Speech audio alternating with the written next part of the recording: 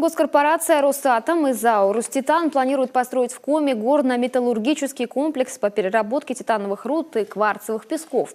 Об этом со ссылкой на правительство региона сообщает ТАСС. Не отказываются власти, как выяснилось, и от возможности добывать в будущем золото и алмазы. Уникальные россыпи потенциально сосредоточены на сегодня в Ичетью-Пижемском титановом месторождении.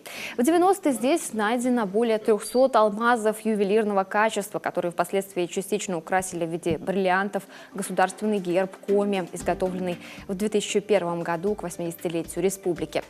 Отметим, в настоящее время промышленная добыча драгоценных камней активно ведется в Архангельской области. По разведданным у наших соседей самые крупные месторождения на северо-западе. До их обнаружения никто в мире не предполагал, что алмазы вообще встречаются на территории Европы.